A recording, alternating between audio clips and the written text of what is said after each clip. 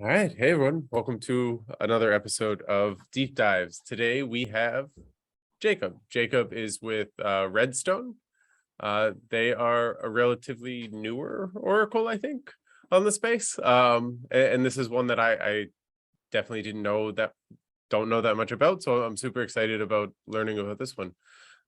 Jacob, welcome. Mhm. Were you, Hi, are Nate. you, Yeah, are you one of thank the you. founders? Yeah, I'm the founder, but yeah, I'm also like a technical person. I got a background in software engineering, so hope to cover all of the aspects. And thank you for Yeah. having me. Yeah. When did you, I guess, start Redstone? Started, I think, about two years ago. So I used to be a co-founder of a previous blockchain company called Alice. It was about philanthropy, public services, etc. But it was like a fascinating journey. We did a lot of basic research with Imperial College London, amazing people that we work with, some charities, but not the best commercial idea. So when the COVID struck, I became a freelance, a smart contract auditor. I work a bit with the Open Zeppelin, then decided to have my own gig. And then I was participating in multiple hackathons. I was just getting more and more frustrating why I cannot find the data feed that I'm most interested into, like the interest rates being served on chain, or the volatility, or tokens that are not the blue chip tokens. So I decided to look deeper into the issues, and then I wanted to create something different than what was available on the market. So yeah, that was the origin of the idea, and I'm happy to tell more. Yeah, well, I mean, did you? I guess Yeah. just for fun, asking about it. Like, did you Uh-huh. then set off to raise money, get a team together? I mean, how did the Yeah, business so aspect go? when I was looking for an alternative to putting data directly on chain, I was discovering storage chains. One of them that got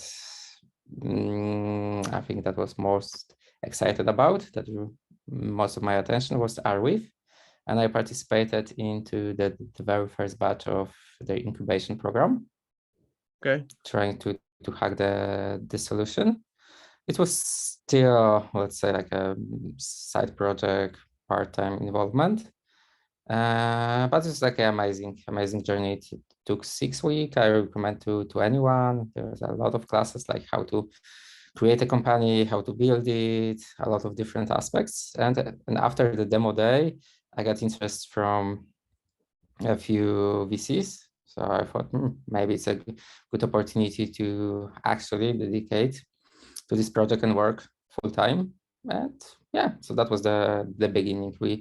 I raised alone the small pre-seed funding. Then I got a few more people involved, and then recently we raised a seed round to properly develop all of the infrastructure. cool. Are we allowed to ask how much?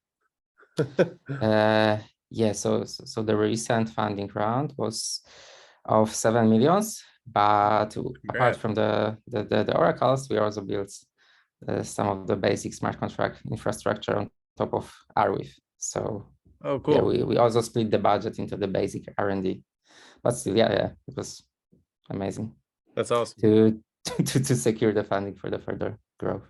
Yeah, and I guess, do you have co-founders or is it just you? Yeah, so I get like late co-founders, so I treat my early employees like as a co-founders. But Nice. yeah, And then how big's your team now? so at the moment there are 11 of us. We Okay. got 7 engineers and 4 non-engineering positions, and we are still actively looking to find talents in the space. So if anyone is interested, yeah, I'd be like super happy. Yeah, and you guys, So, I found it interesting. You're over in Poland, right? yes, we are based in Poland. Yeah, that's super cool. I've never met another blockchain company from Poland, so I'm sure there are other ones, but yes, it was cool to see. Anyway, yeah, would love to kind of just get started. We can hack away and see how you guys actually work. Sure. So, first off, what are you guys live yet? And what networks are you Yes. Yeah. So we are live. We got a pretty interesting model. As I mentioned, we do not put data directly to the target chains.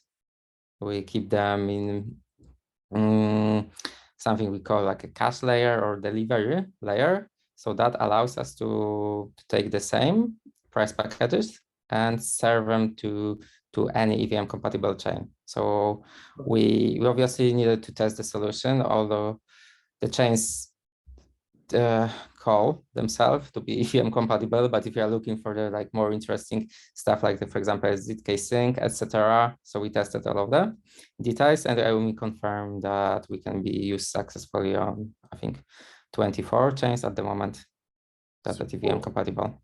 So yeah, I mean, let's just walk through like Uh-huh. maybe a user journey first, and then we can sort of back out how it works from there, if that works. So we'll obviously do Ethereum first. That's probably the big one everyone cares about. Perfect. I'm guessing you can do Ethereum. If so, we'll have so this will be like the users. Do you deploy your guys' contract on the chain, or the user would just deploy their contract, right? That gets your data. Yeah, so let's imagine that, okay, so who is the user? Is the user a protocol that needs data, or is it like a... Yeah, I mean, what would be a good example for your guys' protocol? I mean, the classic example is like a stable coin that needs the ETH dollar feed, right? Okay, let's go. Okay, so this is, yeah, Mr. Stablecoin over here. He needs a ETH dollar in his smart contract. How does he get this from Redstone? Okay, so once again, so it's the Mr. SC contract creator, or just, let's say, a plain user? No, this is the contract creator. So this is the guy who runs the stablecoin. Okay, He's perfect. trying to get it. Yeah. Okay, so then we can have a conversation and offer him to integrate. And from the point of view of a developer, we need to implement like two changes to the original protocol to be able to access the price feed. Okay. So the first one is to extend a contract that need to have access to the prices with our own library. We call it price aware, and that library will be responsible for extracting data from any transactions coming to this contract. Okay, so this is like the Redstone library. So like it would be like my contract is Redstone library or something like that. Exactly, something like that. Okay, and then okay, so now he's able to accept data from it. So you guys, how does your system work? I guess over here we can draw. There's a network of people providing prices that then he would push to his chain, correct? Exactly. So we can start with a few data providers nodes that are in the networks. Would you draw these as people, I guess? All right. You can. We'll draw them as people.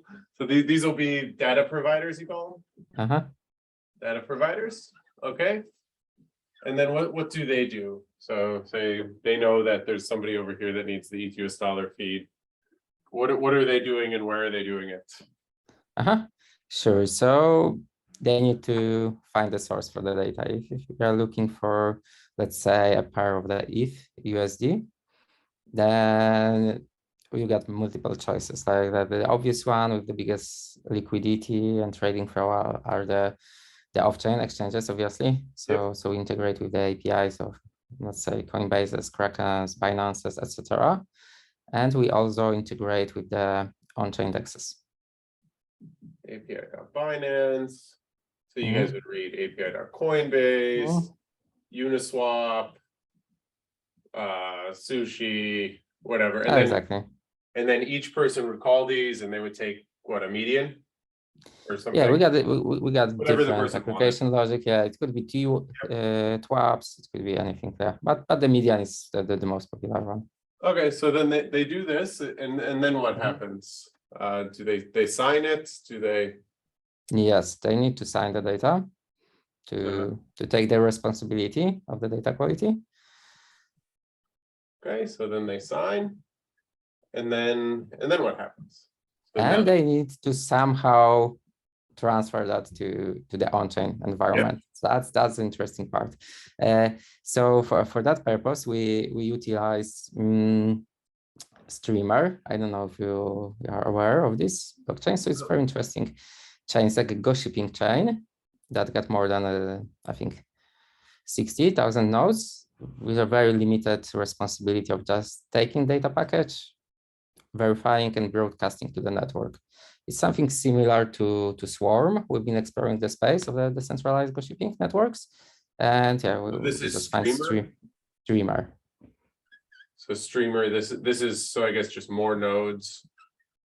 It's a bunch of decentralized nodes, right? And then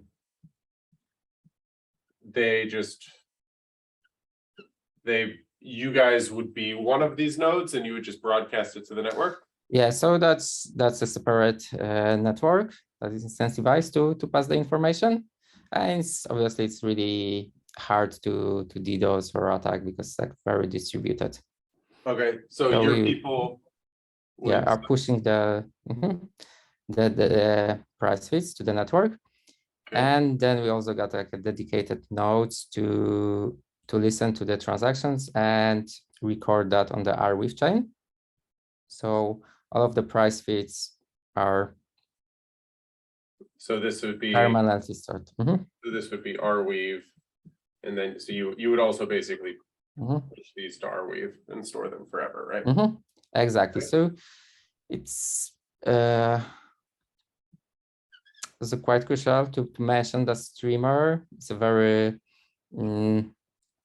ephemeral way of transferring information. It's like mostly like a PubSub. So then how does it get on Ethereum? Who pushes it to Ethereum?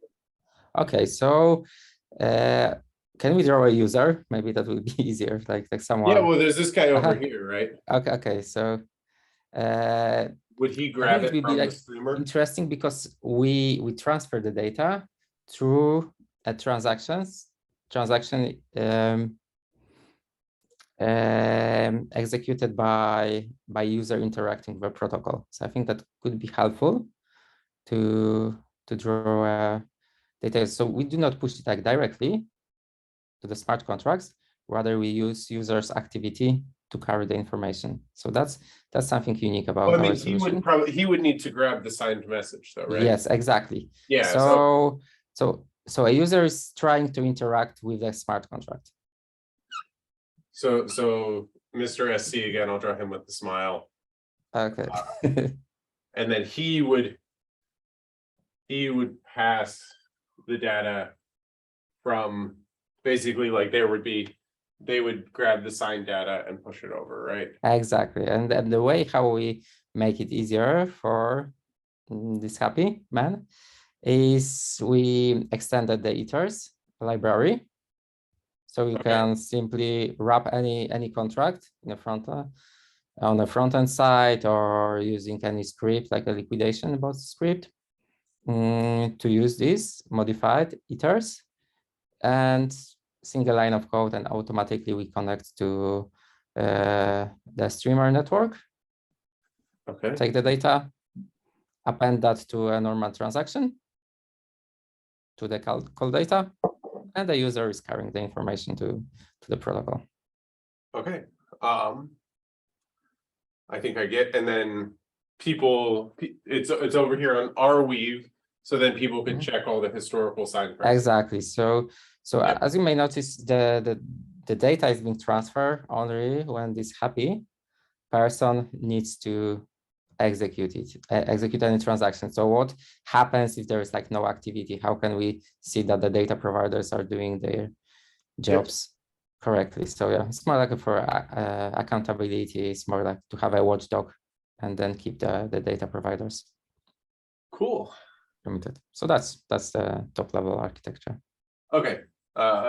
Yeah, well, I guess we have other questions now. First one, I guess, would be in the user smart contract.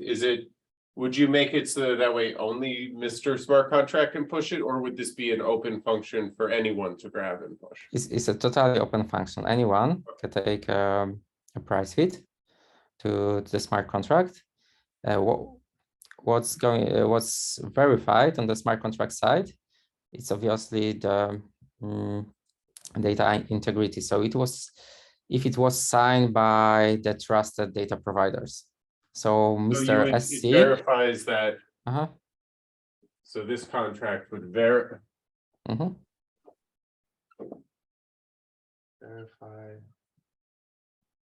provider.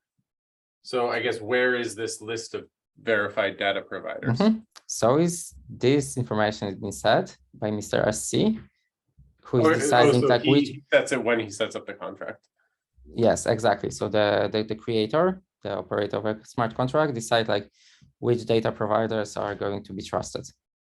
Okay, so you pick which users. Yes, a protocol owner says, yeah, I'm trusting, let's say, these 12 nodes, and I'm requiring to have correct price feed from 10 out of 12 nodes. We should always assume that one node could be down or something. Yeah, so that's the rules are being defined by smart contract owner. Cool. Okay. That's easy enough. And obviously, we also need to verify the timestamp. Yeah. To accept, yeah. And then I guess the question would be, how do you become a data provider on the Redstone network? So the code is like fully open source. You can spin off your own node, but there is like a question for the protocol owners, which data providers they can trust. Sure. And we get the usual mechanism based on tokens and our tokenomics. When data providers need to push aside, lock some certain amount of tokens, like a stake, that will act as the. They would put, I guess we'll just draw little piles of money here. Yeah, exactly. And then express in our tokens. And then they would want to put stake aside because that would increase their chance of getting chosen. Exactly. So it increases chance. And if we are okay, so let's start with that. Okay. Sorry. And there are like two rules for staking. So also the consumers of the data will need to pay a fee for having an access to the information. So at the moment, we are thinking about the subscription fee, and the fee will go to the selected data providers based on their stake.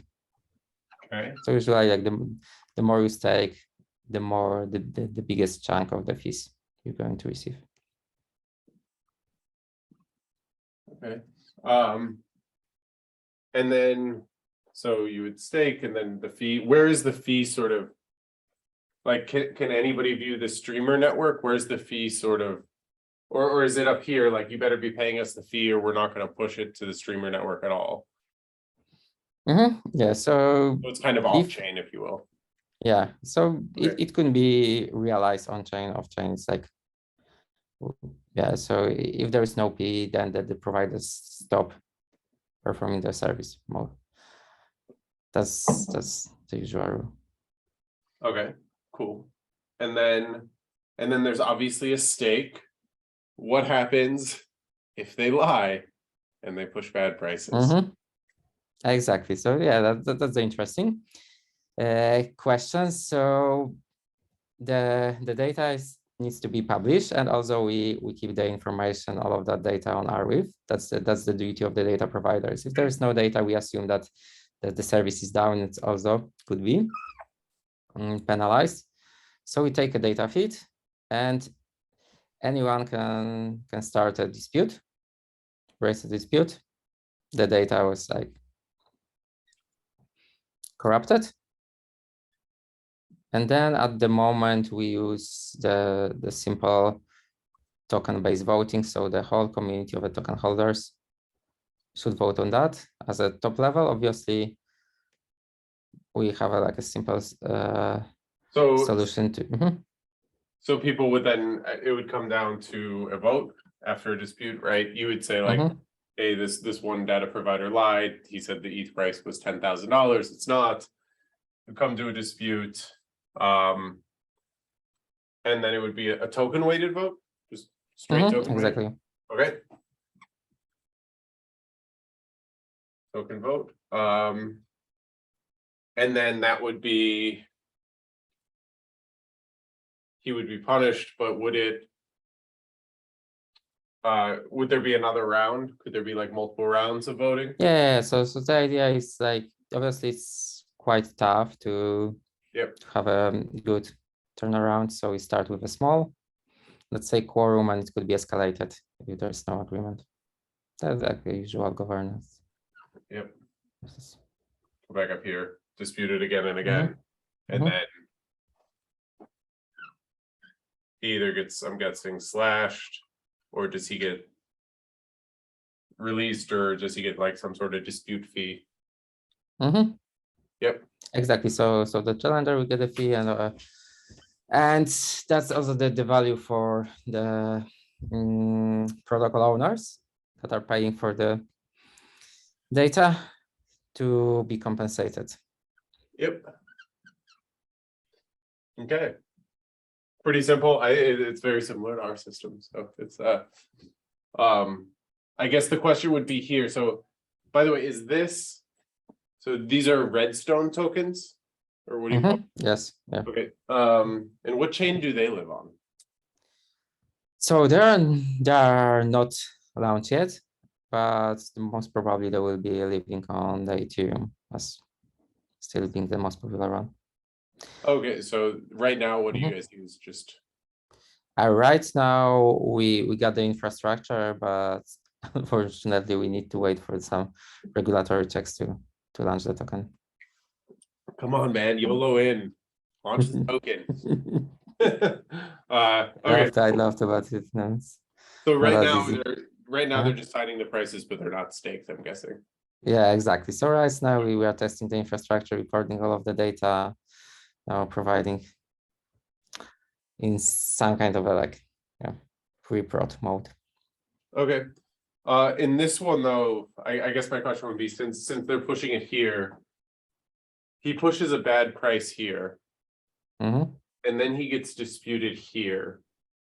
When would the user know? You know, like when, how would the users be like how would this chain that's not that chain know that it's disputed? Sure. So unfortunately, the nature of the model is that it's not like a preventive measure. Okay. It's more like the incentive layer for the providers to behave correctly. So a user cannot know in advance whether the data was challenged or not. Rather, he can seek for a compensation afterwards. And that's why we got multiple providers. Okay. Because if there is like a single one that is behaving badly, then still you get the data from others and you aggregate the information from multiple providers also on chain in this our small library. Cool. Is there like, so would you recommend then I guess it would be relatively instant if you're assuming that you're not waiting for disputes, right? People should Yeah, so it's like really fast. We wanted, it's really tough to have like verified, checked price feeds and have like really instant price feeds. So hard. We decided to provide data as fast as possible and then incentivize with the vision of no, it's all a trade-off. Punishment. Yeah. Okay, cool. Then I guess this whole system would work regardless of which chain you're on, which is cool. Yeah. Last questions. What, so I guess like if it's more of a preventative measure to do it, I'm guessing, are you guys targeting really, really big stakes then for some of these people?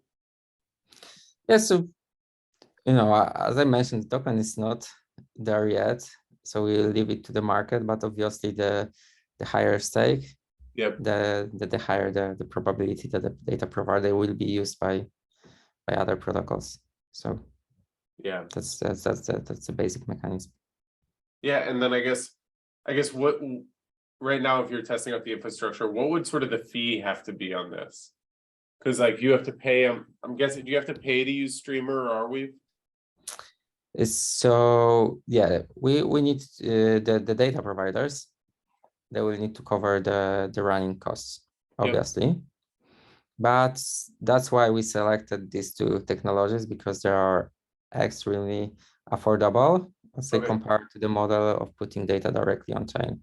So I think in R it's like a $3 per gigabyte of data, and Streamer I think is even cheaper.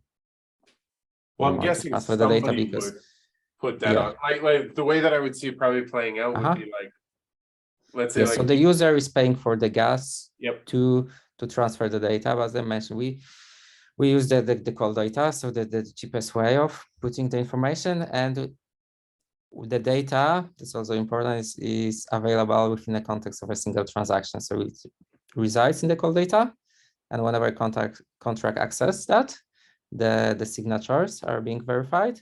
But that's also like quite cheap, like 3,000 gas per verification, and the data could be accessed by the smart contract. So yeah, there is an extra overhead to a transaction, but still relatively small. So for, let's say, a single node, it's about 10,000 of extra gas. So it's very similar to reading from external smart contracts storage. Yeah. Well, and I guess like, why would you?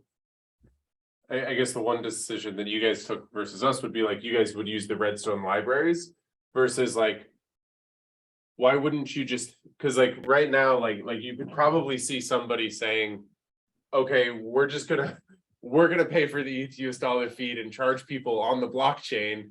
We'll just pay one set of node providers. That way, if there are 5 people, if there are 5 users all paying individual fee providers, that would actually be a waste. They would probably just want to all just use one contract, right? And share it. Yeah, it's a very good point. So if there are like 5 people getting at the same, roughly the same time, the same price fit, yeah, definitely we will, let's say, double charge them in terms of a gas, because they will need to transfer the same information. But we look at the patterns, and first of all, the solution when you periodically store information in chain is pretty common. It's pretty usual. I think most of the oracles are taking this approach. But in reality, you only need price quite rarely. So if you are, let's say, performing a liquidation, or if you are changing your position, it's the activity that actually needs a price to update the state of a contract. It's not so common. So we decided to take the model when they can possibly take any price feeds, because we got more than like active, more than 1,000 price feeds that are active. They can select from any of them, choose whatever is, let's say, most convenient, and then only cover this extra costs when they are using data, for example, for liquidation. So that's our approach, just to, let's say, offer some variety in the usual patterns. Cool. Yeah, and then I guess for your token that you're kind of still planning, are you guys is it gonna be just a flat issue token that you guys then sell off, or are you gonna have like inflationary rewards in the system that? No, it's like a flat. Okay. Flat curve distribution. No inflation. Obviously, at the moment we are thinking about some grants when we can subsidize certain price fees before there's a market. But no, let's say, inherent inflation mechanism. Okay, cool. And then, yeah, what did I miss? You know your system better. Where would be other places that you would want to touch on again? I think, no, I really like it. Like it can be decentralized, and it can actually work. I think maybe one question would be like, how would you prevent, like you could see like parties would say, like there would be like 5 really big data providers who have like, 30% of your token staked, and then no little data providers can sort of break in the market. Like you know, could you see that being a problem, and how would you sort of address it? Yeah, so like with a liquid token, there's always any it's a proof of stake system. There's always the risk of the capital concentration, but we do not impose to the end users, I think, naming the protocols, any restriction to select data providers. Yeah. So if you want to bet on an underdog that is having an amazing price feeds, you trust the provider based on the activity that's being stored on Arweave, then you can select even a data provider with a lower stake, but And based would on you expect them to historical. charge less then? Yeah, I think probably that will be reasonable. So yeah, it's also like this piece on the right hand side, as I mentioned, it's not only like a watchdog, but it's also like a very interesting indicator about the quality. Because with the liquid token, you can overnight become a really like well-funded data provider with no history, and you can try to attack the network, simply strategically buying the tokens and then trying to use this attack vector. But it's really tough to actually tamper the history. So it's like a balance between the tokens, which is like a necessary mechanism of the compensation, and the reputation store on Arweave, when you can look like what was the past activity of the provider. Cool. Yeah, that would be it, I guess.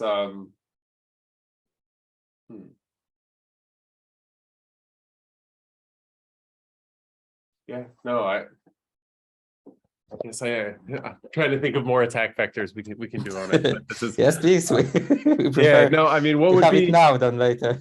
Yeah, what would be some of the like? What would be? Can you guys do any sort of data too? Would it be just? Is this just like bytes data? Yeah, it's any arbitrary data. Obviously, we are optimized for the numbers, integers, but also our library can allow to pass any arbitrary byte arrays. There is like the process of aggregating data on chain, as I mentioned, is like more challenging, obviously, for any arbitrary data streams, but it's up to a protocol to implement their logic. Because for the numeric values, we can use median on chain, as I mentioned. So we take the median from 10 out of 12 data providers, for example, but for, let's say, an arbitrary data, you need to figure out how to merge the information or just to rely on a single provider. Nice. Yeah. No, very nice. Cool. Anything else you want to go over that I missed? Not really. Like we try to actively think about the attack vectors. Obviously, it's like a tough question. Been trying to to shut down different part of the system, like different. Well, I mean, the question too would be, what happens in how long is your dispute period too? So as I mentioned, there's like no token yet, so still it's something in development, but we are thinking about allowing people something between 24 to 48 hours to operate the dispute. Obviously, it's not like an instant compensation, but we also need to balance the necessary period for people to notice that there is something happening and to turn up for vote. So well, and then the question would be like, when your data providers get disputed, are they frozen? Yeah, so actually, it's a very good question. So at the moment, we do not put any limitation, like the dispute is public, it need to be published on chain. So all of the consumers will see that there is an issue with a data provider, but it's totally up to them to turn it off or to continue using that. So you would expect them to build into their own contract maybe a way to. Yes. So because they are all the time, let's say, in charge of who they can trust. You don't want to like automatically block the price feeds of a dispute when the dispute is open, because definitely then you can attack the whole system, like rising false dispute and turning off data providers. So yeah, I mean, you could just, if you only have 10 data providers, you could just dispute them all and turn them all off pretty cheaply. So exactly. So that's why they're still active. But if you just like really paranoid and if you heard about the dispute and you got like a 12 nodes, we are totally fine to turn off temporarily a node. Yeah, like have some sort of governance to Mhm. switch out the nodes or something. Yeah, I mean, I guess that would be a negative of the system, would be like you would push more Mhm. decisions onto the users. Yeah, know. so the protocol operators, yeah. I think, as I mentioned, it's like a trade-off. If you want to offer them Totally. freedom, and yeah, they need to have some responsibility as well. Yep. Cool. Yeah, I know that's like ours. We calculate it like the cost to dispute everybody in the system and just censor the whole thing. And I could see that being like how you prevent that would be hard. Just because, like, you know, taking down the nodes and coming back up, since they have to sort of specify the nodes, they would need some way to like sort of update that.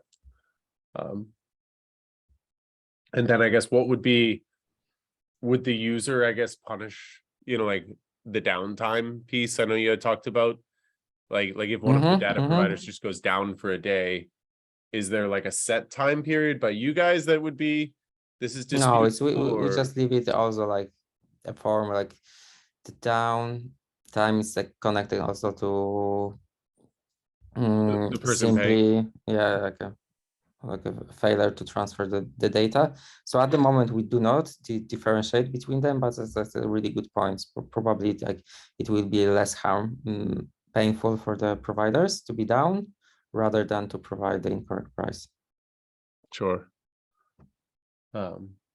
Cool. No, well, this was super fun. Yeah, thank you. I should take a screenshot. We should use the charts in our documentation. Yeah, thank you for looking. Hopefully it works. Yeah. No, I'll definitely have the video up on YouTube, and we'll be passing it around. So hopefully people learn about it, and yeah, hopefully you guys can get some users too. I know that's always the fun part. That'll be amazing. Yeah. So yeah, and then let us know whenever your token launches too. I can put that in the video too if you have any information on it. Yeah, so we aim for the Q1, obviously. Okay. No, it's not an easy. I prefer to work with technology than with lawyers, but yeah, we just need to sort it out, and hopefully soon we'll be like fully backed up by this, you know, the compensation with tokens. Cool. All right. Well, thank you so much, Jacob, for being on. This was a blast. Yeah, thank you. Right, That's my pleasure. Thanks for organizing this whole series. I think it's amazing for the whole ecosystem. So, oh, cool. congrats. All right. Bye.